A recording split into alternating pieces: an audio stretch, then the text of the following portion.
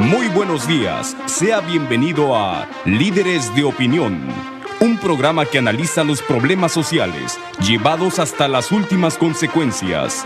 Líderes de Opinión, del Grupo FM.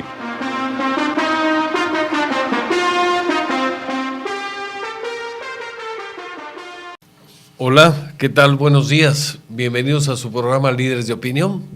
Esta mañana, como establecimos un compromiso la semana anterior, tenemos la continuación del tema que estamos tratando con el contador Víctor Gardoqui Zurita, el tema de la invasión americana.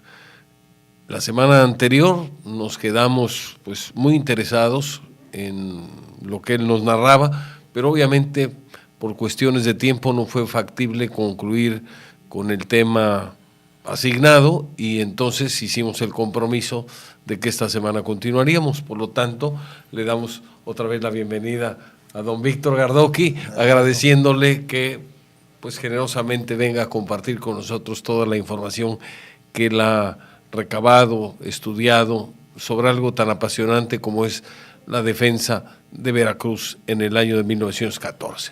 Don Víctor, estamos hablando del 21 de abril anterior sobre este tema tan relevante. Hablabas tú de los héroes que en un momento dado no han sido reconocidos de manera oficial o de manera suficiente, a pesar de que de manera generosa ofrendaron su vida en la defensa de su patria, de su suelo, de su cultura y para resumir en una sola palabra, de México. ¿Qué más puedes narrarnos sobre la invasión? Bueno, nos habíamos quedado en el día 21, que es el primer día de la intervención norteamericana. Ya en la tarde, al caer la tarde, también se producen otros hechos heroicos en la escuela, cuando también con el cadete Ricardo Ochoa, que también sale a combatir, se sale del edificio, o el cadete Colina, que es el que estaba de guardia y le cae un pedazo de mampostería por el cañoneo, se levanta y vuelve a quedarse en la guardia. Cuando vayan ustedes al museo, en el suelo hay una placa de bronce, o había una placa de bronce recordando que ahí estaba Colina en ese momento. Empieza la tarde ya del 21 a caer. Los americanos ya son dueños prácticamente de la mayoría de la ciudad. Los combatientes mexicanos civiles siguen luchando. Los soldados del ejército ya se retiran hacia Tejería. Y a eso de las 7 de la noche se toma la decisión en la escuela de abandonarla, ya era insostenible la escuela. Entonces se decide muy sabiamente, a mi entender, no se trataba de que hubiera más muchachos sacrificados ahí, se decide partir rumbo a Tejería, y lo hacen a través de una ventana que daba hacia las Atarazanas, y se va caminando la escuela naval hacia Tejería. Llegan ahí, se presentan a las órdenes de Mas y después son llevados a la Ciudad de México. Todos ellos van a ser condecorados posteriormente. Hubo 3 tipos de condecoraciones: las de oro, plata y bronce. Colina, Ochoa, Sueta, Uribe, el mismo Comodoro reciben la de oro. Hay otros personajes que con el tiempo llegarán a ser famosos, como el Comodoro Castillo Bretón, que fue también cadete del 14, y el último cadete y elemento militar que sobrevivió al acontecimiento fue el almirante Mario Rodríguez Malpica. Fue el último en morir de todos los que estuvieron en el interior del plantel el 21 de abril de 1914. Sus restos están en el obelisco de Arista. La escuela se retira. Los compañeros civiles que están peleando tienen que pasar la noche, se esconden. Imagínate esos momentos, ¿no? Hay unos que se van por unas zanjas que había por la parte de las avenidas Nezahualcóyotl, por allá, en esa parte oeste de la ciudad, ahí se van a esconder. Y otros se meten a la escuela naval a refugiarse. Al estar ya desocupada la escuela, se meten a refugiarse. Ya en la misma noche del 21 empiezan a llegar más barcos norteamericanos a Veracruz, los que se venían de Tampico y los que te platicaba que venían de la flota del Caribe. Entre ellos el cañonero Chester, que va a entrar a la bahía, y ya para el 22 amanece y los norteamericanos, creyendo que la escuela ya está desocupada, van sobre ella marchando, desfilando prácticamente, cuando reciben un fuerte disparos de fusilería, y entonces ordenan el cañoneo más serio a la escuela, matando a un sinnúmero de civiles, ya disparándole el Prairie y el Chester, los dos barcos americanos. Todo el día 22 se va a combatir en la ciudad, de una manera totalmente desigual, por lo que ya hemos platicado, aquellos desorganizados, mal armados, pero pues, con lo único que traían de fuerza era el amor por el suelo patrio, ¿no? Para salvar el honor de México. Y ese día los civiles veracruzanos van a causarle más bajas a los americanos que el día 21. Así el 22 termina y el 23 continúa en la mañana combatiéndose, pero ya al caer la tarde ya prácticamente ya no se puede pelear más y ya los norteamericanos serán dueños de Veracruz, ya la tarde del 23. Hoy en día se habla nada más del 21 de abril, cuando lo correcto, para mi gusto, y así estaba antes, así era antes, que se hablaba de las jornadas heroicas del 21 y 22 de abril. Y como el primer programa lo hicimos el 22, pues maravilloso, mejor fecha no pudimos haber encontrado, y que la gente tenga muy presente que fue de las 4 H's posiblemente la de más desigualdad con el enemigo, y sin exagerar, solamente comparada con el bombardeo español del 23, donde la población recibió por más de 100 días disparos de la fortaleza de Ulúa, una fortaleza que estaba construida para defenderla y no para atacarla, ¿no? ¿Qué van a hacer entonces los norteamericanos en Veracruz? Van a ocuparla y van a establecer un gobierno. Van a llegar ya en los siguientes barcos de la flota, ya llegan elementos del ejército norteamericano. Va a haber un relevo de marines y de marineros, regresan a sus barcos y se quedan en la ciudad ya soldados norteamericanos. Hay fotografías donde están desfilando y está la ceremonia de cambio de mando ahí por la avenida Zaragoza. Se establece un gobierno. Aquí también hay que mencionar la defensa civil de los profesores, encabezados por don Delfino Valenzuela, que se negaron a impartir clases bajo las órdenes de los yanquis y continuaron con sus clases escondidas prácticamente, pero sin subordinarse a las instrucciones norteamericanas. Hay también un evento muy interesante, donde un acto muy interesante que quisiera que después de una pausa nos hicieras favor de comentar, que es la heroicidad de aquellas personas que, a pesar del riesgo que corrieron, se dedicaron a atender a los heridos, a curarlos, Claro.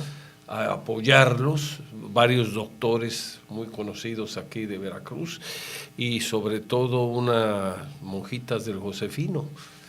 La Madre Luz Nava. La Madre Luz Nava. Al frente de ella, la Madre Luz Nava. Bueno, es un valor extraordinario y esto nos habla de cómo la población puede también colaborar para paliar un poco el dolor de los ciudadanos que salieron a enfrentar en condiciones tan adversas a un enemigo pues tan superior como el que llegó aquí con armamento, organización, etcétera, que aquí en México no teníamos. Y creo que esto puede ser pues un ejemplo a seguir. Yo creo que retos siempre va a haber en nuestro país y en esa época con tanta incomunicación que había, no como ahora, pues sin embargo de manera espontánea. Yo creo que el civismo, el amor a la patria estaba muy arraigado entre la ciudadanía para dar esas muestras de solidaridad, de valor civil, de entrega en una causa que pues realmente fue una causa muy noble la que atendieron. Vamos a una pausa y si te parece bien nos comentas. Continuamos en su programa Líderes de Opinión platicando con el contador Víctor Gardoqui Zurita sobre el tema siempre interesante, siempre apasionante de la invasión americana de 1914 y la heroicidad de muchos valientes que de una forma u otra ayudaron a paliar el dolor sufrido por muchos mexicanos y además otros ofrendaron su vida en defensa de la patria. Estamos hablando de los médicos, de la Madre Luz Nava y de muchos civiles que se dedicaron a atender a los heridos, corriendo el riesgo o poniendo en riesgo a su propia vida, porque levantar heridos en medio de un tiroteo era un acto, pues yo diría, de entrega, de servicio, de valor increíble. Suicida, prácticamente. Suicida, para decirlo suicida. Con todas sus y letras. sobre todo logrando, por ejemplo, sobrevivir, pero había represalias. Claro. Por el vencedor. Ahí, como tú lo dijiste, destacadísima la figura de las monjas del Colegio Josefino, encabezadas por doña Luz Nava, que es una heroína, es la que se recuerda, pero no fue ella nada más, sino fueron más que están perdidas en la memoria histórica. Los doctores destacados como Cuervo, como Sánchez Tapia, como Perea, que trabajaron con los heridos, tratando de salvarlos. No se disponía de gran capacidad de instalación médica como traían los norteamericanos.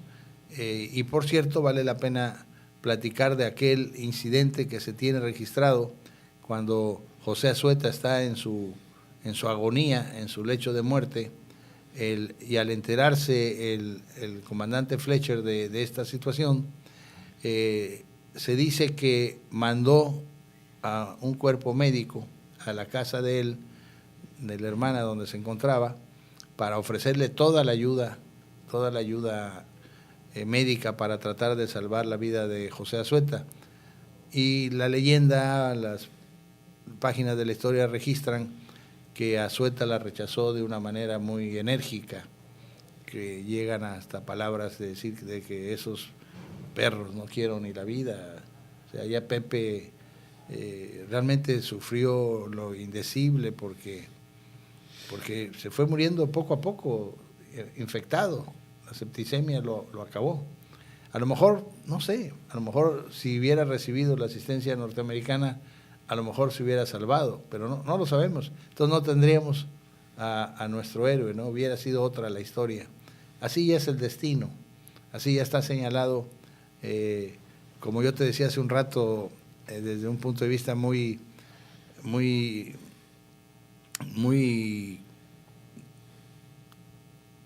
de tipo deidades, el rayo de la inmortalidad ya los había tocado y hoy son inmortales, nunca van a morir en la memoria, no deben morir en la memoria. En la memoria y en la gratitud. En la gratitud. Yo a lo mejor omití que la Escuela Naval va a obtener, así como la ciudad de Veracruz obtiene el título de heroica por estos actos, la ciudad obtiene su cuarta H y la Escuela Naval va a obtener hasta el año de 1949 el profesor y doctor don Porfirio Sosa Zárate, que era diputado federal al Congreso de la Unión, promueve que se le den el título de heroica a la escuela y al colegio militar.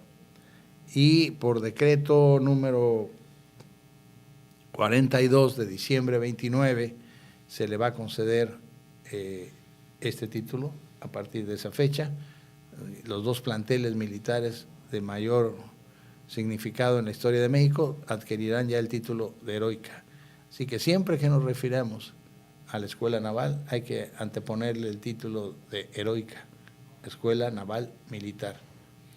No de Antón Lizardo, está en Antón Lizardo, pero no, a mí me tocó escuchar una vez a un presidente de la República ahí en Antón Lizardo, en una ceremonia, decir que el combate había sido ahí en Antón Lizardo. Bueno, ya me reservo el nombre, pero tú te imaginas de quién estoy hablando. O sea, fíjate el desconocimiento hasta dónde llega, hasta el primer mandatario creía que el combate había sido ahí. No, la escuela será declarada oficialmente porque el mismo 21 de abril adquirió el título de heroica. Víctor, hasta ahora hemos hablado de todas las peripecias y los sufrimientos que tuvo la ciudad, los habitantes de la ciudad en esa época. Muchas bajas, edificios destruidos, infraestructura dañada, etcétera, mucho dolor. Pero pocas veces se habla de cómo fue la ciudad durante la ocupación. Yo he oído, y con esto no quiere decir que esté yo a favor de la invasión, lo aclaro, pero he oído que en esa época, de repente, con una mano férrea, a veces lamentablemente los mexicanos solamente así podemos ser ordenados, pero con una mano férrea se manejó la ciudad. Los carniceros andaban de uniforme, la limpieza de la ciudad era impecable. Llegaron pues ingenieros con el ejército invasor y ayudaron a reparar los daños causados para que la población no sintiera tanto la pena de la ocupación. Se daban conciertos al aire libre, se hacían desfiles. Eso, inclusive he tenido la oportunidad de ver algunas fotografías y se dan algunas anécdotas que yo no sé si serán ciertas, pero narro una rápidamente. Hay un señor de muy buena posición económica que es dueño de un hotel, una de las empleadas está aseando el hotel y tira un cubetazo de agua que baña a un transeúnte. El transeúnte molesto va y pone la queja en la inspección de policía que habían establecido los americanos, citan al dueño del hotel para que de alguna manera respondiera del agravio y lo citan a cierta hora y no sé si no se presenta o llega tarde. El caso es que le imponen una sanción, probablemente pensó que iba a ser una sanción económica, pues si era una persona de muchos recursos la pudo haber pagado fácilmente, pero no hubo sanción económica, lo pusieron a barrer la calle de Independencia, con lo cual, pues obviamente la gente tuvo un comportamiento cívico, llamémosle así, pues mucho más cuidadoso. Son de los claroscuros que en un momento dado se producen en algo tan triste, tan negativo como puede ser una invasión. ¿Tú tienes alguna información al respecto? Sí, mira, ahí está, ya le estás entrando al punto clave y al punto final de este tema. Los daños a la ciudad materiales no fueron muy grandes, porque los combates fueron de fusilería, artillería muy ligera, ametralladoras, edificios cañoneados, pues los cercanos al mar. No se puede hablar de una destrucción como la que fue en las anteriores, destrucción. Pero sí fue un combate como una guerra de guerrillas, así urbana, la que se libra. La ocupación. Yo, de niño, en casa de mi abuelo, mi hermana Nené mayor tenía una nana que se llamaba Soledad, le decían Chole, que era una señora de origen afrocaribeño, y había vivido la intervención, y ya sabes, esto lo traigo desde chamaco, y yo le preguntaba a ella cómo había sido, que me platicara qué había sido de su vida en aquel momento. Y efectivamente lo que tú has dicho es verdad. La ciudad entró al sistema norteamericano de vida, del orden, de la limpieza, de las reglas, o sea, al mundo sajón, olvidándonos del mundo latino. Y lo que me decía esta señora Chole era que jamás en su vida había visto a Veracruz tan limpio como en la época en que estaban los norteamericanos. La ciudad de Veracruz siempre ha tenido la fama de ser una ciudad muy inhóspita. Está en los libros de la historia, la gente le huía aquí, el vómito negro, la fiebre amarilla. Todo el mundo al llegar aquí lo primero que quería era irse. Por eso es que Orizaba era la ciudad más hermosa en el siglo XIX. Jalapa, Coatepec, de donde proviene. Pero nada de esas cosas pueden justificar lo que hicieron los norteamericanos. También hubo, digamos que, lo que hoy se podría decir terroristas, ¿no? Hubo varios muertos norteamericanos y heridos que se ocultaron, que fueron apuñaleados en la noche. Hay historias de casas de cita en donde eran invitados a pasar y adentro ya les daban chicharrón. O sea, el pueblo reaccionó de diferente forma. Los maestros, como ya lo platicamos, enérgicamente negándose a participar. Y hay otro episodio también desconocido dentro de la estrategia militar norteamericana. No se perdía de vista que las cosas se fueran a complicar y que hubiera necesidad de entrar a más territorio de México.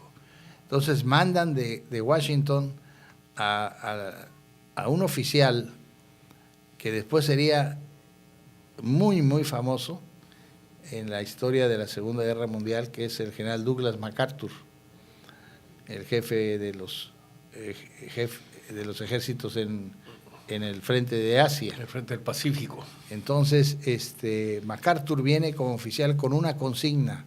Él tiene que investigar la capacidad de las máquinas de ferrocarril mexicanas, porque los mexicanos, cuando se produce la intervención, las fueron a meter allá por Alvarado. Entonces, la misión de MacArthur era saber cuál era la capacidad con la que se tendrían que mover los ejércitos norteamericanos hacia el interior del país. Entonces, MacArthur cumple maravillosamente su misión, va, investiga, cruza la línea de fuego, se enfrenta a balazos, mata a varios, en fin, regresa y parte a los Estados Unidos a dar información. Comete, porque así era MacArthur, comete un grave error, nunca se reporta al mando que existía en la ciudad. Entonces, cuando él llega a Washington y narra todas sus peripecias, lo candidatean para recibir la medalla de honor del Congreso. Pero el comandante jefe se la niega, porque parte del procedimiento para entregar la medalla es que tienes que tener el visto bueno al que estaba bajo tu mando, y como se lo había pasado, lo había brincado, entonces le es negada la medalla. Después se la van a dar, posteriormente, pero por otras acciones. Ya por la Segunda Guerra Mundial. Entonces tienes este incidente de MacArthur, estuvo aquí en Veracruz en 1914. Durante esos 7 meses que dura la ocupación norteamericana, también sucede la parte fundamental de la intervención, porque todo el asunto del 21 y 22 de abril se queda ahí, en el 21 y el 22 de abril, o comentarios como los que tú hacías de que si la limpieza, que si acá, que si allá, pero lo que realmente sucedió fue la llegada de una enorme cantidad de armas a la ciudad de Veracruz de parte de los Estados Unidos. El programa es breve, pero en algún momento, si tú quieres, te proporciono toda la información. Esas armas eran para apuntalar a Carranza. Exactamente. Los Estados Unidos habían ya decidido que el que tenía que gobernar en México era Carranza, que era el primer jefe del ejército constitucionalista. No era presidente provisional ni nada.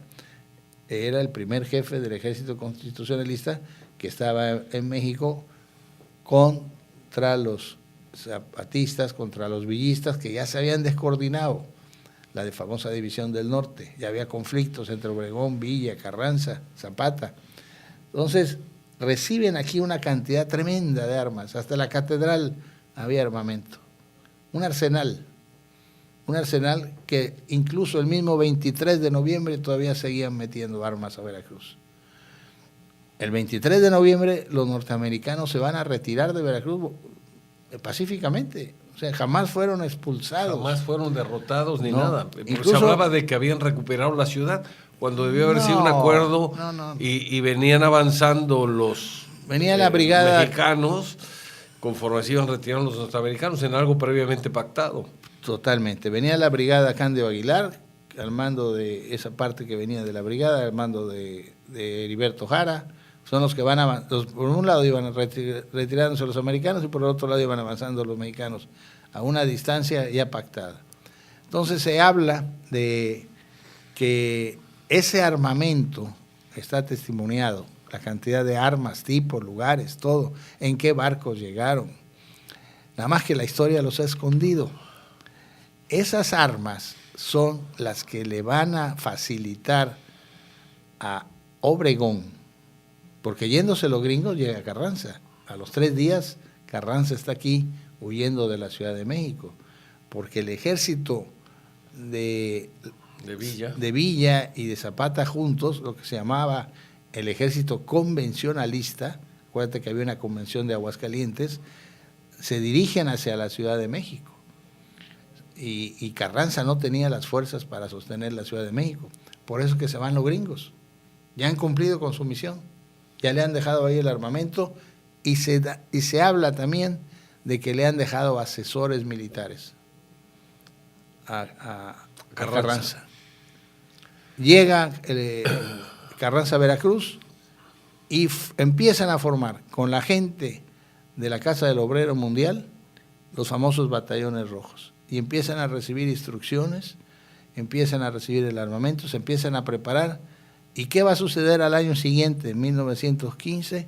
Se van a producir las famosas batallas del Bajío, conocidas como la batalla de Celaya, que fueron 3, no una, en donde Obregón va a derrotar a la fuerza Villa, siguiendo las técnicas aprendidas con los norteamericanos de poder, por ejemplo, acabar con la famosísima caballería de Villa. Las famosas cargas de la División del Norte eran terriblemente poderosas, pues nada más los estaban esperando con posiciones fortificadas, con ametralladoras y todo, y hicieron una matazón de dorados.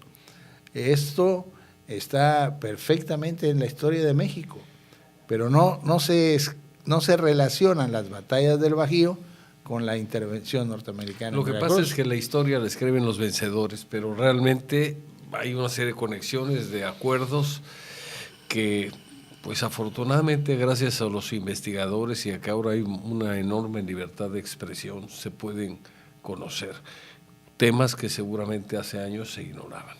Vamos a una pausa y continuamos, si te parece. Continuamos con su programa Líderes de Opinión. Estamos platicando esta mañana con el contador Víctor Gardoqui Zurita sobre la invasión norteamericana de 1914. Víctor, nos decías ahorita que curiosamente se van retirando los norteamericanos y viene avanzando las tropas de Carranza. Nos decías también que hay un enorme arsenal que dejan los norteamericanos para apoyar a Carranza. Nos dices que está documentado y que ese armamento y el entrenamiento que dieron algunos militares norteamericanos a las tropas de Carranza permitió a Obregón, o le permitieron a Obregón derrotar con mayor facilidad a Villa en las batallas del Bajío, y con esto se cambió el curso de la historia. ¿Qué más puedes comentarnos sobre el conflicto? ¿Qué sucede después de esto? ¿Carranza permanece en Veracruz? ¿Está algún tiempo? Nárranos qué fue lo que pasó. Hay otra parte interesantísima de la retirada de los norteamericanos en Veracruz, que esto no lo vas a creer, o a lo mejor nuestro auditorio les va a costar trabajo darle credibilidad a lo que te voy a decir. Cuando estuvieron los 7 meses en Veracruz los norteamericanos, la aduana siguió trabajando. O sea, porque no se suspendió el comercio fundamentalmente era con Europa. Entonces la aduana, los norteamericanos tomaron la aduana como suya, y ese era el dinero que ya no le iba a llegar a Huerta, y ese dinero lo fueron, vamos a decir así, atesorando, guardando. Para dárselo No, se lo llevan de los últimos barcos que salieron, se van embalados todo el tesoro de la aduana, y se lo ponen en Nueva Orleans a disposición del gobierno mexicano. Estos señores norteamericanos así le hicieron, no se clavaron el dinero, no lo gastaron, sino me los llevamos, aquí está a tu disposición. Eso poco se conoce, así de este tamaño fue. Me decías de Carranza. Bueno, Carranza está en Veracruz durante todo el momento en que Obregón va a poder detener a las fuerzas de la Convención. Yo no me explico, nunca me he explicado por qué las fuerzas convencionalistas no vinieron a rematar a Carranza aquí a Veracruz. ¿Será acaso por la cantidad de armamento que tenía Carranza? Es una muy buena pregunta. A lo mejor ahí tienes la respuesta.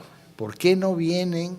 El mayor ejército mexicano que ha entrado a la Ciudad de México es el convencionalista, el que iba al frente, Villa y Zapata. No ha habido una cantidad de soldados en toda la historia de México que hayan ocupado la capital de ese tamaño.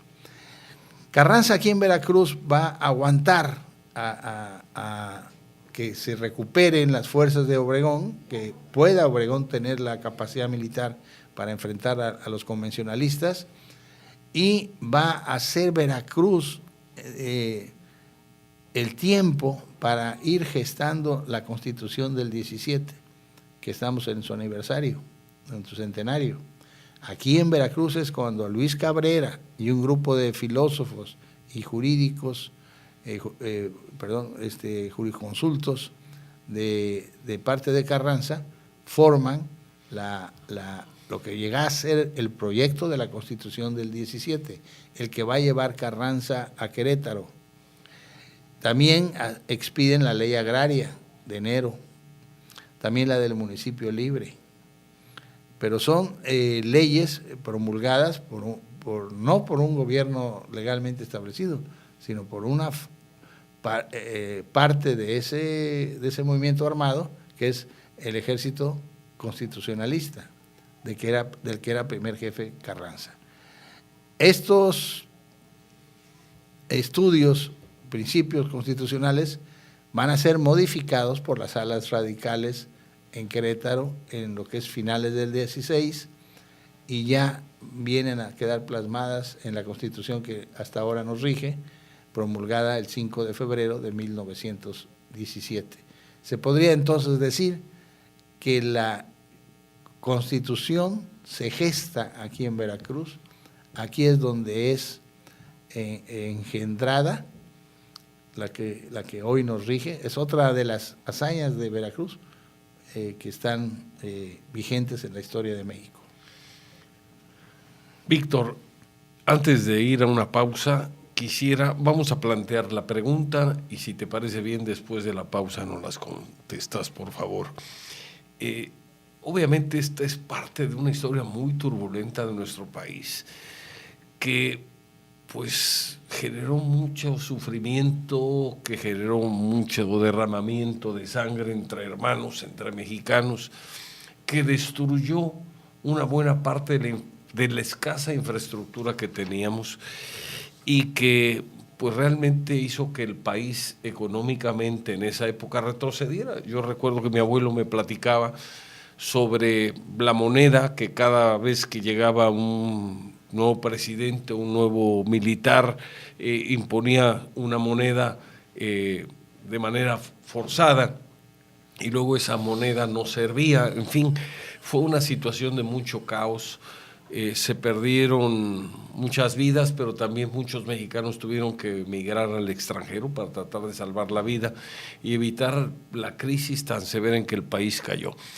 ¿Qué enseñanza nos puede dejar y nos puedes tú compartir de esos hechos que por un lado son una mezcla de heroísmo, de abnegación, de amor a la patria en los defensores de Veracruz, y por otro lado es una tristeza ver cómo conflictos que pueden resolverse mediante otras vías que indiscutiblemente hay, se pretendieron dirimir a balazos, un derramamiento de sangre con una ambición desmedida por el poder. ¿Qué enseñanza crees tú que nos puede dejar esto? Sobre todo para tratar de pues, mandar un mensaje a las nuevas generaciones sobre la importancia de encontrar cauces civilizados para resolver nuestras diferencias. Vamos a una pausa y nos haces el favor de contestar. ¿Cómo no? Estamos en la etapa de conclusiones de este programa donde comentamos con el contador Víctor Gardoqui Zurita algunos hechos relevantes de la historia de Veracruz.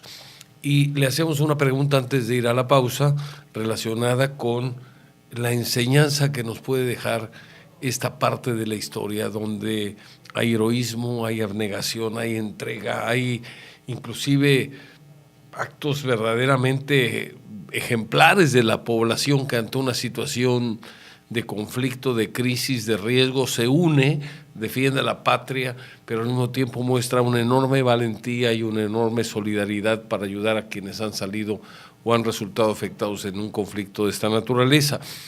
Pero también viene aquí una reflexión, y la reflexión es muy sencilla. Yo quisiera que el contador nos compartiera su opinión, y la pregunta es: ¿no podemos los mexicanos aprender a resolver nuestros problemas mediante la vía del diálogo,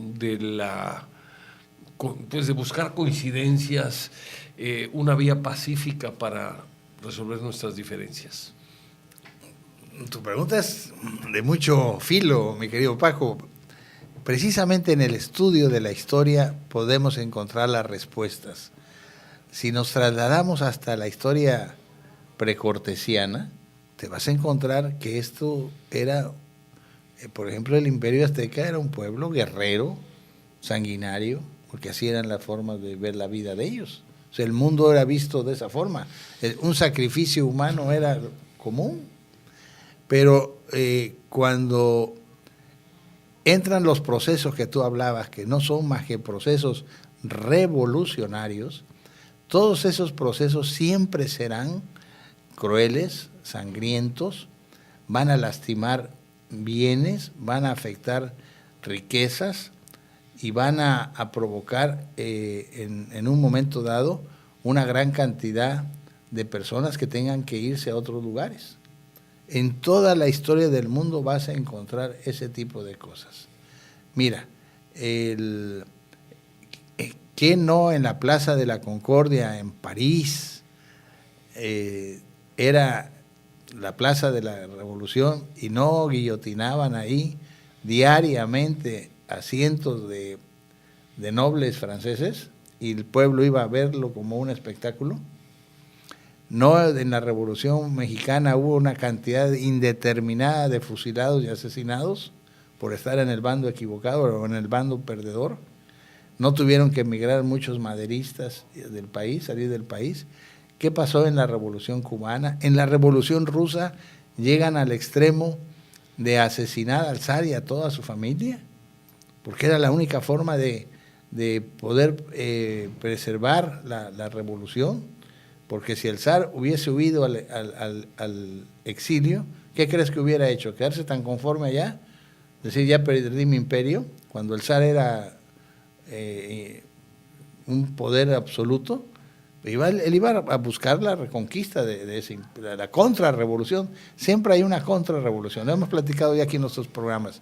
Entonces, ¿qué nos enseña el 14? Nos enseña heroísmo. Nos enseña que un pueblo como Veracruz, esa es la magia que tiene esta ciudad.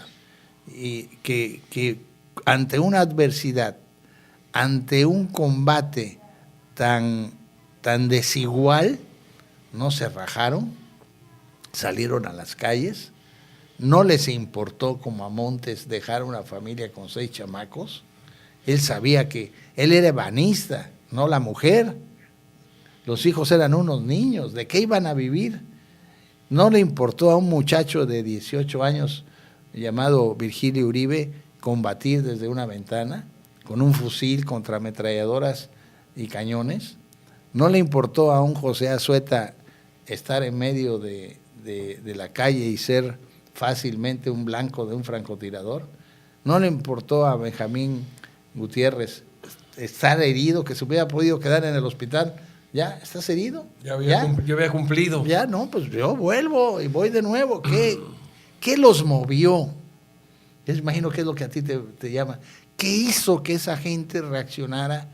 Y que yo en estas charlas te he llamado la luz divina del heroísmo, cuando te conviertes ya en un mito, en un dios, en lo que se llama esa parte de la apoteosis. Nos movió el amor a México, ese amor que está perdido, ese amor que está extraviado en tanta suciedad y porquería como estamos viviendo hoy en día en las noticias. Ahora ya somos el Veracruz heroico, hoy es el Veracruz en los periódicos, que fue un hecho que no trascendió ante el mundo. Si tú ves los libros de historia norteamericanos, apenas si nos dan, ¿sabes cómo le llaman a lo de Veracruz? Incidente. Le dan 2 páginas, cuando mucho. Si tú agarras el libro de la historia de los Marines, a Veracruz le dan 2 páginas. Y le llaman incidente. Para ellos ese no es problema. Para ellos es problema Corea, la segunda, primera, en fin.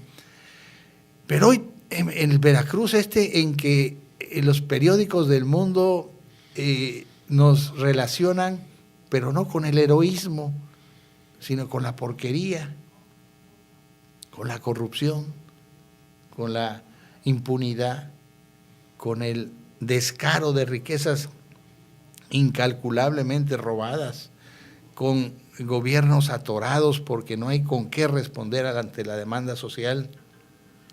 ¿Por qué? Porque se llevaron lo que nos falta, así de sencillo. No tenemos con qué hacerlo porque se lo han llevado. Hay que hacer que eso regrese y que quienes lo hicieron sean castigados.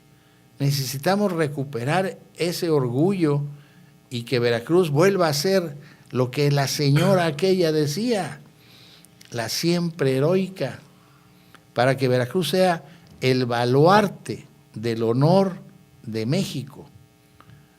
Pero hoy somos el hazmerreír de México y del mundo, porque fuimos un pueblo que no supo defender su riqueza, como en el 14 sí lo supieron defender. Entonces, ese sería mi mensaje a los jóvenes. Participen en acciones sociales y políticas, involúcrense, embolétense como se emboletó Montes, salgan a la ventana como salió Uribe, agarren una ametralladora como la agarró Azueta, agarren una pistola vieja como Monfort y enfrenten a 300 personas que se les vienen encima. Víctor, es muy emotivo lo que nos has comentado. Hace falta rescatar valores, rescatar principios, rescatar el amor a la patria, tan olvidado y tan necesario. Y es necesario, válgase la redundancia también, pues pensar en que México puede ser un país grande, puede ser un país próspero, pero ese país lo tenemos que construir entre todos. Hay gente que piensa que con pagar impuestos está haciendo ya su parte, otros más creen que yendo a votar hacen su parte, pero no. Yo creo que esta actividad de la construcción de un país mejor es una actividad de todos los días, donde todos tenemos que participar con entusiasmo, con entrega, con vocación de servicio, con amor a la patria. Realmente la explicación que nos has dado sobre estos temas a mí me ha emocionado mucho. Comparto contigo pues estos sentimientos y estas inquietudes, y ojalá que este programa, que pues tiene varios enfoques, uno de ellos es el formativo, el educativo, el transmitir conocimientos, el transmitir información, el generar en el buen sentido alguna polémica positiva que nos ayude a encontrar las razones de nuestros fracasos y también las de nuestros éxitos, para que nos enfoquemos en lo principal, que es ayudar a que nuestro país salga adelante. No sé si quisieras agregar algo antes de despedirnos. Sí, Paco, pues varias cosas. Darle las gracias a la estación por estos programas, a los que te agradezco también a ti que me invites. Me gusta venir, me